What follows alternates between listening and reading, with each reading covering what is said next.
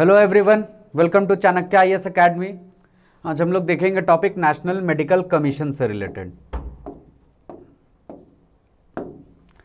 National medical commission ने अभी recently हुआ क्या है, जो रशिया यूक्रेन कॉन्फ्लिक्ट हुआ हमारा, उसमें बहुत सारे स्टूडेंट्स थे हमारे जो वहाँ से वापस लाए गए इंडिया, और बीच में उन लोगों का कोर्सेस चल रहा था। तो उसमें क्या हुआ कि यहाँ से फिर उनका ऑनलाइन कोर्स चालू हो गया था। बहुत सारे उन्हें कंप्लीट कर लिया, फिर उन्हें जॉब की दिक्कत हो रही थी कि फिर से वापस वहाँ जाना नहीं है या यहाँ पे करना है, तो यहाँ पे कैसे करेंगे। तो नेशनल मेडिकल कमीशन ने हमारा रिलैक्स कर दिया अपना नॉर्म्स को 1 साल के लिए, जिसमें जो फॉरेन मेडिकल ग्रेजुएट्स हैं हमारे, जिन्होंने पास किया, जिन्होंने स्क्रीनिंग टेस्ट पास कर लिया है, वो अब जिन्होंने स्क्रीनिंग टेस्ट पास कर लिया है वो अब as an intern non teaching hospitals में काम कर सकते हैं। ये हो गया हमारा पहला।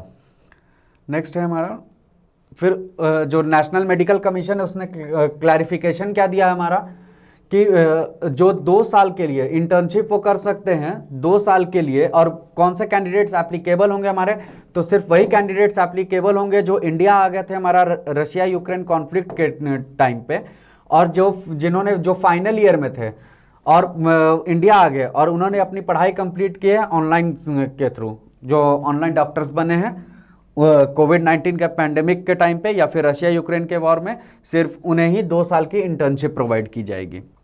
ये तो था हमारा इनका क्या डिसीजन आया था, वो मेन है हमारा नेशनल मेडिकल कमीशन से रिलेटेड कि ये है क्या हमारा। तो सबसे पहले हमारा इंडियन मेडिकल एक्ट 1956 के पहले भी हमारा मेडिकल काउंसिल ऑफ इंडिया बना था हमारा। मेडिकल काउंसिल ऑफ इंडिया एक स्टैट्यूटरी ऑर्गेनाइजेशन बना था हमारा। इंडियन मेडिकल काउंसिल एक्ट 1934 के अंतर में 1934 एक्ट के थ्रू हमारा मेडिकल काउंसिल ऑफ इंडिया बना था।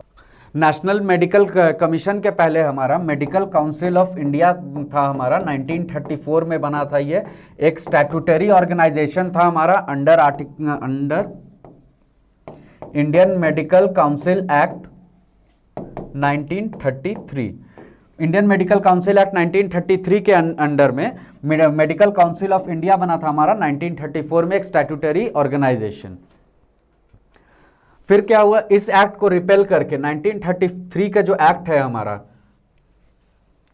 जो हमारा 1933 का एक्ट था हमारा इंडियन मेडिकल काउंसिल एक्ट, इसे रिपेल करके 1956 में इंडियन मेडिकल काउंसिल एक्ट 1956 में उस एक्ट को रिपेल करके हटा करके एक नया एक्ट लाया गया जो 1956 से। फिर उसके बाद इसने एक नोटिफिकेशन, इस एक्ट के अंदर नोटिफिकेशन आया हमारा, जो मेडिकल काउंसिल ऑफ इंडिया है, मेडिकल काउंसिल ऑफ इंडिया है, इसे हटा करके अब आ जाएगा हमारा national medical commission. National medical commission आ जाएगा हमारा। ये कब से हुआ है हमारा, विथ इफेक्ट फ्रॉम 8 अगस्त 2019। 8 अगस्त 2019 से ये हमारा नेशनल मेडिकल, और ये रिकमेंडेशन कब आया था हमारा, तो नीति आयोग ने रिकमेंडेशन दिया था कि मेडिकल काउंसिल ऑफ इंडिया है, इसे हटा दिया जाए और इसके जगह पे हमारा एक नया ऑर्गेनाइजेशन लाया जाए, नेशनल मेडिकल कमीशन।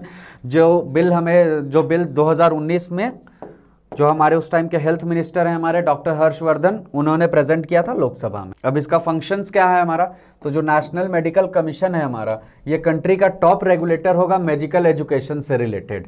इसके 4 सेपरेट ऑटोनोमस बोर्ड्स हैं हमारे, बोर्ड सेटअप किए गए हैं। पहला है हमारा अंडर ग्रेजुएट मेडिकल एजुकेशन, दूसरा है हमारा मेडिकल असेसमेंट एंड रेटिंग, तीसरा है मेडिकल असेसमेंट एंड।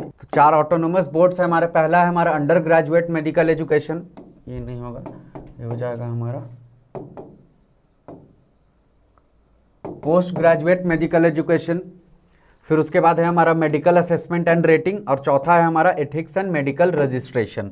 ये 4 ऑटोनोमस बोर्ड बनाए गए हैं इसके अंदर में। फिर जो हमारा नेशनल मेडिकल कमीशन है हमारा, इसी के अंडर में हमारा हर स्टेट में हमारा एक स्टेट मेडिकल कमीशन होगा, स्टेट मेडिकल काउंसिल होगा हमारा। अब नेशनल मेडिकल कमीशन के अंडर में हर state government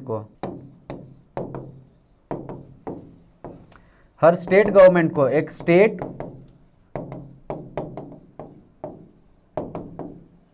medical council establish करना है। Under national medical commission. हर स्टेट गवर्नमेंट को एक स्टेट मेडिकल काउंसिल स्टैब्लिश करना है हमारा अंडर नेशनल मेडिकल कमीशन। अब क्या है हमारा जो final year bachelor of medical and bachelor of surgery जो हमारा MBBS होता है, एग्जामिनेशन को अब जो फाइनल ईयर का एग्जामिनेशन होगा उसे का रिकमेंडेशन है हमारा कि उसे नेशनल एग्जिट एग्जाम कंसिडर किया जाए। नेशनल एग्जिट एग्जाम पहले जो हमारा जो फाइनल ईयर एग्जाम था उसे अब नेशनल एग्जिट टेस्ट कहा जाए। और ये नेक्स्ट क्या करेगा हमारा नेशनल एग्जिट टेस्ट, ये एक्ट करेगा हमारा एक licentiate exam to practise medicine. The criteria for admission to post graduate, जो जब आप MBBS कर लेते हैं फिर आप PG करते हैं तो पोस्ट ग्रेजुएट मेडिकल कोर्स में एडमिशन के लिए करेगा, आप प्रैक्टिस कर सकते हैं मेडिसिन उसके लिए करेगा।